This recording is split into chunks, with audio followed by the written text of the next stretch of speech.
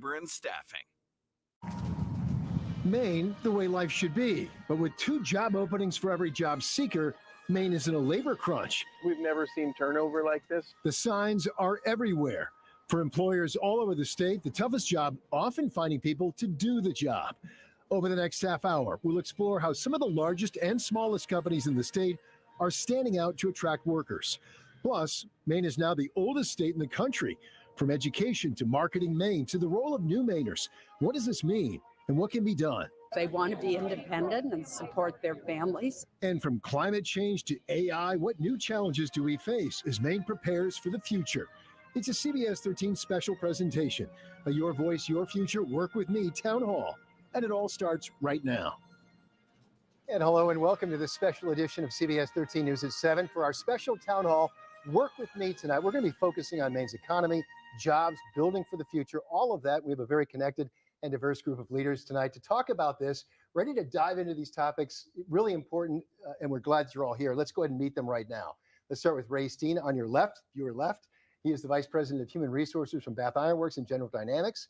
We also have Will Houston. He is a manager from Complete Labor and Staffing. Great to have you as well. And Laura Fortman, the Commissioner of the Maine Department of Labor. Really appreciate all of you being here today for, again, a very critical issue here tonight.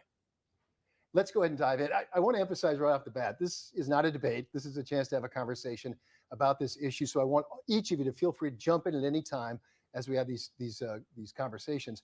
I do, though, want to start by directing parts of this to each one of you. And I'm going to start with you, Ray. Sure.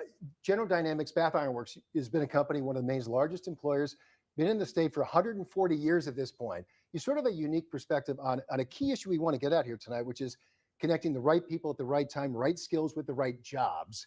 How has that maybe changed? Has the challenge changed at all since maybe the pandemic, or is it more of the same? How would you describe that right now? So I think right now, one of the most interesting things is, our yard is really changing. We have a lot of new people that are at BIW. 60% of our folks have less than 5 years of service as shipbuilders in our industry. So while I still have 6th generation families working at Bath Ironworks, and we just celebrated 2 employees that have 60 years of service and are still working, by the way, we also have a large group of new folks that we're welcoming into the yard. So the whole culture, of BIW, where our proud tradition of building ships for the Navy, the important mission that we serve hasn't changed. The people that are building these ships, certainly the demographics have changed. We're lucky to have more veterans in our workforce, more women in our workforce. And the real challenge is, how do we continue to rebuild this workforce with new people, new Mainers coming into the yard to help us with this important mission? And I really want to dive into the recruitment you're doing, the efforts you're doing, apprenticeship in just a moment. First, though, let me direct something to Will here as well. Complete Labor and Staffing, you guys have sort of a perspective on, unique one, really broadly across a lot of different employers and employees. You're messaging to both sides when it comes to that, trying to place them in the right positions. How is that working right now? How can employers and employees maybe stand out in this market right now? And what's your message to them? The biggest thing is trades, skilled trades. If you have a skill or you want a skill, make it known and really guide your employment search towards that skill. We can help with that. We're placing skilled trades every day, whether they're construction firms needing carpenters, or they're HVAC companies needing HVAC techs or plumbers. Every day we have people coming in, hey, I would like this, or hey, I got this. What can we do? And then we find through Indeed and then normal connections, employers that are looking for these employees, and we make a phone call and we sit down, have a meeting, we figure out what their needs are, what our employees' needs are, and we try to match the best match. Has it changed? Is it a transition time, especially with the pandemic, or is it sort of like different flavors of the same thing? It's a little bit more of a transition. We're seeing a lot more need for skilled labor versus unskilled. During the pandemic, there was just a labor shortage as a whole, and we had a huge flood of people, employers needing just medial tasks done, just general labor. Now it's more skilled. We're getting into our skilled trades being older. We're trying to get that fresh blood in and fill those roles that employers are looking for. I like that message too, about specific skills, but that it's not necessarily college. It could be a lot of different paths. We'll get into more of that in a moment as well. I do want to turn things over to Laura Fortman, the Commissioner of the Department of Labor. Laura, again, I hesitate to throw numbers and charts at people, but I think it's important right now. I do want to show one to our viewers here, if we can pop this up right here. It's a graph that shows how Maine has aged over the last 20 years or so, different age groups. It has 2002 in blue, 2012 in red, 2022 in green. And the part of this that really jumps out, if I can direct your eyes over to that line in green on the far right, that spikes upwards. It shows just how much the 65 plus age group in Maine has grown over the last 20 years, where almost a quarter of all Mainers are now age 65 plus, almost 40% of Mainers are age 55 plus. So Commissioner Fortman, you kind of put this in perspective for us. I mean, that seems like a big shift when it comes to that. How does this affect our economy, employers, employees, and all of that? So thank you, Greg. And it's great to be here and to be having this conversation, because this is what I think about every single day, every minute of every day. So I'm looking forward to the conversation. Yeah, I mean, we probably 20 years ago, there were reports put out by the state of Maine talking about the coming gray tsunami. And so people were like saying, hey, state of Maine, it's aging, state of Maine is aging. And it was just a talking point and no one was really paying attention. So it's not as though this is a surprise. It's not. I think what is different is that a couple of things. People are really paying attention now to it and trying to figure out strategies that we can all work on together to address this and to figure out how this can be an asset as opposed to just a challenge. During the pandemic, one of the things that I think you've talked about in the past is we saw an influx, an in-migration from other states. And in fact, Maine had faster population growth than any other New England state. I think we're roughly 8 times faster than the New England average. So I think people outside of the state of Maine have realized that Maine is a really good place to live and to work. So we're trying to tap into that. And not only do we have this challenge, but if you look at the in-migration and how we're building on that, it's an incredible asset. If we just looked at these demographics, we would recognize or anticipate that our population growth was declining because we actually had more births than deaths if we looked at just natural population growth. But because we are such a great place to live, we've actually seen modest population growth. So, yep, this is what we're dealing with, and we're taking steps to address it by doing outreach to young people, to, as Ray was saying, women, to minorities, and making sure that there is a place for everyone in Maine's economy. Yeah, and employers are at the table on that. I'm glad you said that too, because it felt like maybe, is this that old saw, frankly, here in Maine, that we're worried about a brain drain, where we have a lot of younger generation folks just leaving and leaving just the older folks behind. You're saying that's not really the case. It's a lot of different factors, but that's clearly not the only thing that's driving it. Maybe a lot of retirees, maybe a lot of second job people who are working remotely, other things. And we can talk about, by the way, how that affects the housing situation here in a moment. But I want to go to maybe Ray and Will as well, and something that the commissioner just said. The asset of this, are we shifting as well? Let's be frank. It used to be that older employees weren't looked at quite so kindly. Is there more of a push to sort of retain and attract and maybe even bring back some older workers? Ray, let's start with you. I personally believe that 50 is the new 30. Just from my yeah, I appreciate you saying that. But no, I mean, there is a great level of talent that's out there. And we've actually been able to hire some wonderful people who came to Maine during the pandemic period and got tired of remote working and wanted to be back in a place where they can connect with people, connect with a mission. And that's been a success point with some of the specific skilled salary jobs that we have in the yard. I think the other piece is that, we have to continue to emphasize with our young people in Maine that you can have a really, really good job in the trades. You don't have to get $200,000 in college debt. If you come work in the trades, you start at BIW at $24.50. We train you in those skills. We're partnered with the local community college system to make sure that we're tracking those folks.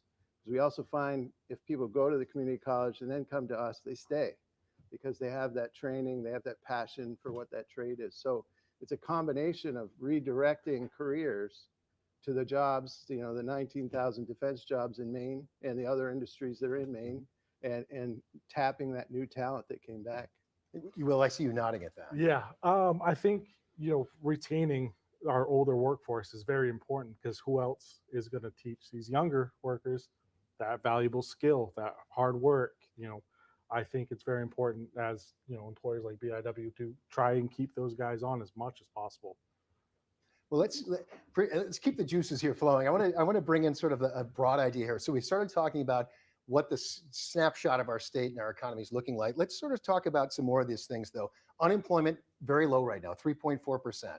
Job growth does remain strong. We did mention we are the oldest state in the nation, but we've been seeing right now, when it comes to these job openings, we have, I believe the stat from the Department of Labor is we have 2 job openings for every 1 unemployed job seeker right now. That would seem to be that if you're a job seeker, there's a lot of opportunities for you out there right now. I want each of you maybe just sort of respond to this and maybe take a look at the big picture for us and set the table. What does this mean for Maine? Are we in a good spot right now? I'll oversimplify this. When you look at the big picture, are we in a good place? Are we in a bad place? How do we compare with other states? Let's start with Laura. So I think that our situation is not that much different than other states. We are seeing that there are increasing opportunities for workers, and people are competing for those workers. And so the way I look at it is it takes all of us working together, which I think, we partner constantly across the community college. We have apprenticeship programs. We work with employers. So all of us are working together to try to make sure that we're finding opportunities for people that lead them to good jobs where they can support themselves and their families. What we're seeing are folks who have been left on the sidelines in the past, all of a sudden being a very valuable commodity, their skills recognized, and employers being willing to work with people. You might not have a perfect fit, but if you've got a fit that seems like it might work, people are willing to invest a little more in the employees. They're putting together apprenticeship programs. And what we do know about registered apprenticeship is that if you're part of a registered apprenticeship program, there's a 90% likelihood that you're going to stay with the sponsor of that registered apprenticeship. We're also seeing that people with disabilities who have significantly higher unemployment rates being brought in to the workplaces now. Ray and I were just talking about the fact that at BIW, they have an American Sign Language person on staff full-time, and hiring individuals who are deaf or hard of hearing. So folks who maybe 20 years ago would not have had an opportunity, right now, their skills are recognized and they are being welcomed into the workforce. And I want to come back to Will in a moment, but since we're talking about apprenticeships and this issue, Ray, let me jump over to you. I think there's more than 130 different apprenticeship programs recognized within the state of Maine. One of them is at Bath Ironworks. Actually, several. I mean, one of the things that's really unique about Maine and how the Department of Labor has helped us with the apprentice program, we have a decades-old tradition of apprenticeship. Our vice president of operations was an apprentice way back in the day. And that program has been a staple of bringing new shipbuilders into our workforce.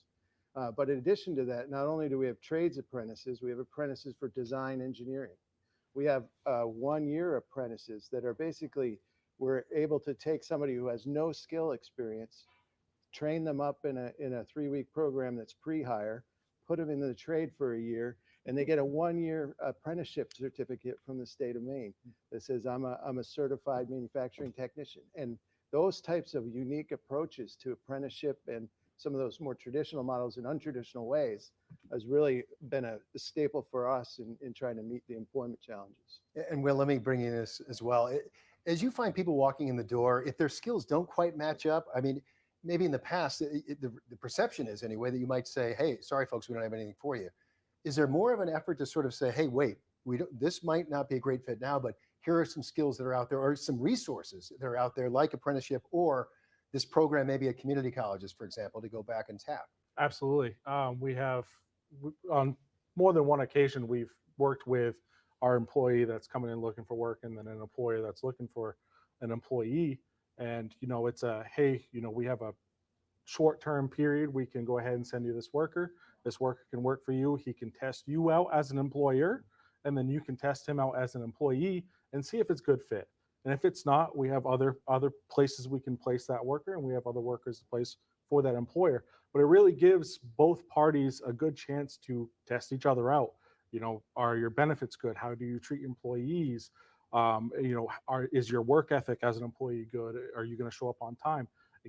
We're the bridge to help an employer and employee really find each other and make that match themselves. It's fascinating to hear too. And Laura, you were talking a moment ago. I think that kind of collaboration, frankly, that's happening between businesses like Complete Labor and Staffing and BIW in the state and the community colleges and the mentorship programs and the apprenticeships. It seems like everyone is really trying to work together when it comes to that. Yeah, I think this is the first time that I've seen that workforce is kind of front and center for everyone. And that includes looking at, the match that Will was talking about. I mean, we have career centers across the state. We partner with businesses and do similar work to what Will was talking about. We have a free job posting. We'll work with employers to help them try to tailor. And I think that Will knows about this. It's like, how do you tailor your job posting so that you are bringing people in, so that you do know that older workers are welcome, or whatever the population is that that you're trying to reach out to. Everybody is welcome. Women are welcome, whatever. So we'll work with employers on that. It's a free service. We host job fairs where we may focus on a particular industry sector and then try to recruit people who have certain skills and just have employers there who are looking for those skills.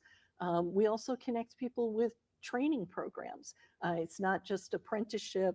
It could be support with going to a community college or other training programs. The other group that we hadn't talked about that we're hearing lots of employers interested in and doing work with are new Mainers. And employers are trying to think creatively, what are the English skills that are necessary for someone to be successful in the job? Can they offer English language classes as part of the workday, or can they support people as they're going to English language classes and having contextualized English? There are just so many creative things that are happening, Greg. And the reason they're happening is because business is at the table, education is at the table, government is at the table, and the workers are front and center. Right, and we have a real specific example recently too, where we've actually created an organization that's focused on that collaboration, the Maine Defense Industrial Alliance, where we have partnerships with a community college system, with the University of Maine system, with the major defense employers in Maine, working with our congressional office and the Department of Labor, all together at the table to address workforce needs, to address not just identification of new workers and training of new workers, but incumbent worker training. So we take, we bring somebody new in that we can get to a certain level. We have to bring them back to reach back training to get specialized training in the trades that we have. And that reach back training in using the community college system, using the University of Maine system, is going to provide huge benefits to the workforce going forward. So, I'm a relative newcomer to Maine. The level of collaboration and the focus on workforce development and actually doing things together, organizations that didn't always work the same with the same purpose have that unified purpose of working on workforce development issues. So it's great to see. Ray was telling us he's from Vermont, which is still northern New England. So you're not from that far away. But it's interesting to see. So it sounds like also that there's been a lot of messaging lately about how employees have been more in the driver's seat lately and asking tougher questions, and for good reasons, about things like childcare, housing. How much have employers had to sort of become partners with their potential employees to help solve some, and childcare I mentioned, I think, as well too, but all these things are a challenge. Yeah, it's a huge challenge. And, housing, has really forced us to look internally into Maine. We used to recruit a lot out of state, and there's just no housing for trades folks that come into the state. So we've really changed our recruiting internally, but we have several major programs that were General Dynamics, the Navy, and working with Congress to try to put major initiatives in place to address housing. And we have some great examples that we're trying to follow, like Jackson Labs. It's been wide. I talk about partnership. They helped us understand Here's a way to address housing on your property or in Bath. Childcare, same thing. So we're working partnerships with YMCA and the other childcare providers in the area to actually put new seats of childcare out into the area to help our workers. So we have to have, and transportation, the Maine Department of Transportation has given us grant monies to establish new bus routes, parking, carpools. Yeah, isn't there like a bus route between Yeah. like Lewiston, Auburn, Yeah. heading all the way down through There's a Thompson? bus down to- there, and I think the carpool program is one of the most powerful ones, because if we're able to incentivize carpools, every space we save, is another investment that's avoided. But that carpool approach has been a fantastic thing with Go Yep. Maine, and it's just an app that connects employees together. Imagine you work in a yard of 7,000 people. How do I find that common ride from Lewiston to get to the yard? So those types of partnerships, investments in real things to improve transportation, housing, childcare, absolutely critical. It is And I important. think Go ahead. part of it too, Greg, I love Department of Labor getting some credit, but it really is a whole of state government working together. And a big piece of that came from the 10-year economic plan that was rolled out back in 2019. And a refresh was just done a few months ago, and hundreds of people across the state got together and talked about, okay, we had this plan, how is it working, what are the new challenges? And that serves as a roadmap for both economic development and workforce development, and has brought together plans around transportation, childcare, housing, and all of us in state government look at that plan and figure out what our particular piece is and how we can all work together on this, along with the business community. And you mentioned the business community. Actually, Will, let me bring you in on this as well. Have you heard, it sounds like the other side of this coin is the potential that employers can feel a little bit behind the 8 ball. I mean, a lot of this stuff involves cost, right? I mean, there's been upward pressure on wages. I think generally that's been good for a lot of families, but it's been a challenge for a lot of employers. What have you heard? I mean, as far as how employers are reacting to all this, and are they staying ahead of the game? A lot of employers that's the ones that are utilize us with the in mind that we are flexible, our workers are flexible. They have a need, they need positions filled. We have the ability to supply those workers. So I might have Mary Jo that doesn't have childcare 2 days out of the week, but she can't have a normal full-time job, but she can come work through me Monday through Wednesday and take Thursday through the weekend off, and be able to provide childcare for herself, but still get a paycheck through us without having to worry about being let go for missing work or her schedule not aligning with her employer's schedule. So that's why a lot of employers have come to us to help solidify and fulfill their labor needs, while we can give workers the flexibility to work their own schedule. I was and going at to their say, own pace. the niche you're in is sort of that built around flexibility and Yes. trying to find ways to work around challenges to get a match, to get people together. It's a wonderful thing, especially when employer and us work very well together. We're able to make that work flawlessly and effortlessly. It's good to hear. How about that, Laura, to the whole effort of trying to get employers to not feel like they're, underwater, I guess, on some of these issues. There's a lot of support for them out there. Well, I think that I think it goes back to all of us trying to there's not a like a cookie cutter approach. Right, It's right. like one size definitely does not fit all. It's trying to understand what are the needs, how can we best meet those needs, and make sure that there is a good fit for both the worker and the employer, as Will was saying, because we really do need to have both pieces in balance right now. And I think that is this unique moment in time where we really are recognizing that these are both valuable partners, and we have to figure out how to have their needs met. And in a broader view to part of that question would be, I was asking, I think as part of this conversation, maybe even before we went on air with the conversation, is it education? Is it marketing Maine outstate? Is it these collaborations? Is it mentorships and apprenticeships? You were sort of saying, yes, and yes. Exactly. It is all of those things. And that's why I'll raise the economic plan again, because it has action steps for all of those components in it. And it's not that state government is owning all of those pieces. It really is. There are community partners, there are business partners. And the thing that makes it work is because we can all see ourselves in there, and we're all, as Ray was saying earlier, kind of collaborating and pulling in the same direction. And we've only got a couple of minutes left. I swear this always goes much faster than we think it's going to go.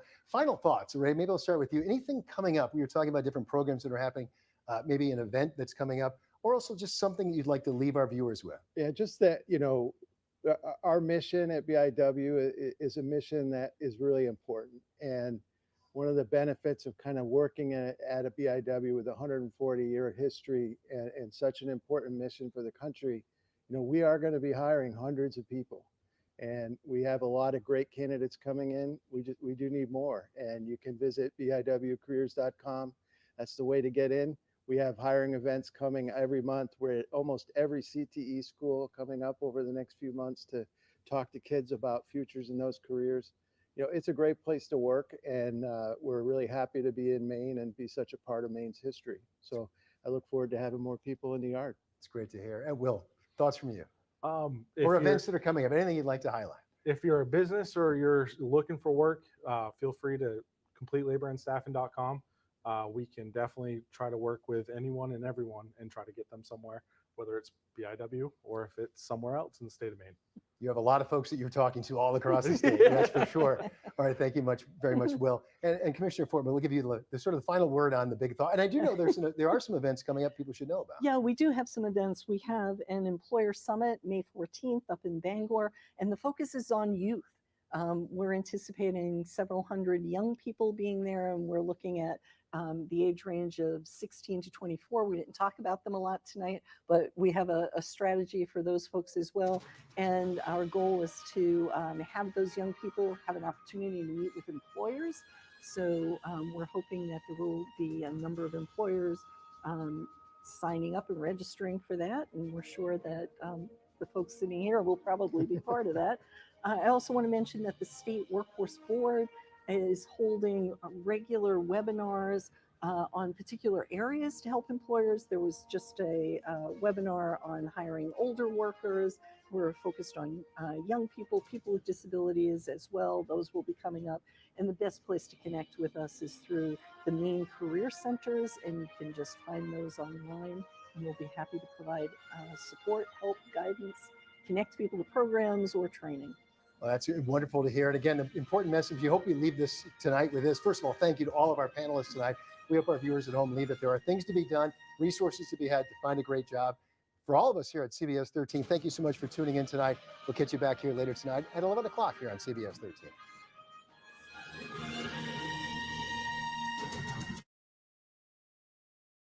The Ergo